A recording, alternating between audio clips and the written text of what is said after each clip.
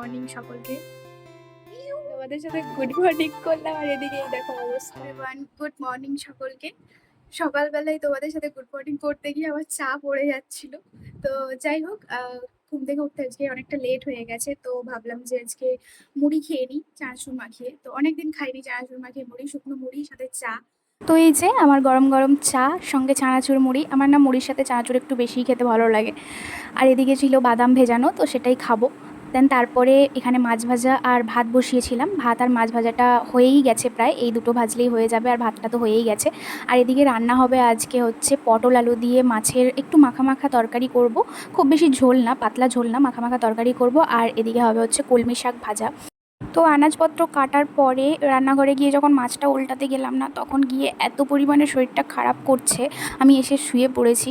মানে আমার এই হঠাৎ হঠাৎ করে যে কি হয় আমি মাঝে মাঝে বুঝতে পারি না, এত শরীর খারাপ করছে যে এসে শুয়ে পড়েছি। এরপর দুপুরে বাবু খেতে আসছিল, খাওয়া দাওয়া করার পর দুজনে তারপর আমাকে ডাবটা কেটে দিল, তো ডাবটা খেলাম। আর তোমরা আমাকে একটা কথা বলো, ডাব খেলে নাকি বাচ্চার চোখ ঘোলা হয় বলে, অ্যাকচুয়ালি কি তাই? আমার তো মনে হয় না। তারপর বিকেলবেলা শুয়ে রেস্ট নিচ্ছিলাম, সন্ধ্যাবেলা একটু প্রোটিন পাউডার গুললাম। প্রোটিন পাউডারটা দুদিন লাস্ট খাওয়া হয়নি, তো সেই কারণেই প্রোটিন পাউডারটা খেলাম। তো প্রোটিন পাউডার খাওয়ার পরে রেস্ট নিচ্ছিলাম, তারপর উঠে এই যে চুল টুল আঁচড়ে সিঁদুর পরছি। মাঝখানে অনেক বড় কীর্তি হয়ে গেছে। দুপুরে খেয়ে দিয়ে তো রেস্ট নিচ্ছিলাম, তারপরে বিকেলে প্রোটিন পাউডারও খেলাম।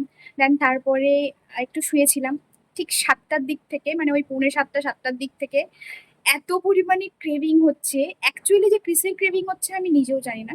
ঠিক আছে, প্রথমে ভাবলাম একবার মোমো খাবো, তারপর একবার ভাবলাম যে ফুচকা খাবো, তারপর আবার ক্রেভিং হচ্ছে একটু মিষ্টি খাবো, তারপর আবার ক্রেভিং হচ্ছে একটু এগ রোল, চাউমিন এই টাইপের কিছু খাবো।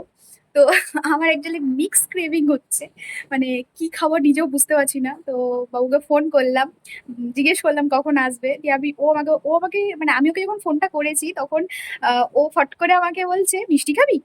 আমি বললাম তুমি কি করে বুঝলে আমার ক্রেভিং হচ্ছে? দিয়ে আমি বললাম যে দেখো আমার কিসের ক্রেভিং হচ্ছে জানি না, বাট তুমি এমন কিছু একটা নিয়ে আসো যেটা দেখলে আমার যেন সব ক্রেভিং একেবারে উধাও হয়ে যায়। মানে যেটা দেখার পর, যেটা খাওয়ার পর আমার সব ক্রেভিং উধাও হয়ে যায়। এবার ব্যাপারটা হচ্ছে সেই 7:45-7টা থেকে এখন বাজছে প্রায় 8টা 20, 10-20 বাজছে, এখনো পর্যন্ত বাবুও আসেনি আর আমার ক্রেভিং এর জিনিসও আসেনি। লিটারেলি আমি একটু আগে বসে বসে কান্নাকাটি মানে জুড়ে এই দিয়েছিলাম। হচ্ছে অবস্থা আমার মুড সুইং এর, যে আমি কাঁদলাম, কাঁদার পরে নিজেই নিজেকে চুপ করালাম, মুখে চোখে জল দিয়ে আসলাম, ফ্রেশ হলাম। দেন তারপরে ওই যে আজকে শ্যাম্পু করেছিলাম, শ্যাম্পু ট্যাম্পু করে সিঁদুর টিঁদুর পরে এখন ফ্রেশ হয়ে বসে আছি, বাবুর জন্য ওয়েট করছি আদেও ও কিছু আনে নাকি তোমাদের সাথে শেয়ার করবো। তো ফাইনালি অপেক্ষার অবসান ঘটিয়ে বাবু এলো বাড়ি প্রায় 9টার সময়, 9টা বাজতে যায় এখন। তো এসেই দেখলাম যে ও ক্রেভিংয়ের জন্য আমার এগরোল নিয়ে এসছে। আমি জানি না ও এটাই পেয়েছে সেটাই নিয়ে এসছে, বৃষ্টি হচ্ছিল সেই কারণে। তো ওকে দিলাম, ও খেয়ে তো ওরও ভালো লাগেনি প্রথমে, আমারও ভালো লাগেনি প্রথমে, বাট খেতে খেতে না একটা আলাদাই টেস্ট লাগছিল। তো যাই হোক, তোমাদের কীরকম ক্রেভিং হয় আমাকে একটু প্লিজ কমেন্টে বলো। আমার তো এরকম উদ্ভট ক্রেভিং হয় মাঝে মাঝেই। তো যাই হোক, চ্যানেলটাকে সাবস্ক্রাইব করে দিও, লাইক করে দিও, শেয়ার করে দিও, আর কমেন্ট করে অবশ্যই জানিও কিন্তু যে তোমাদের কেমন কি ক্রেভিং হয়।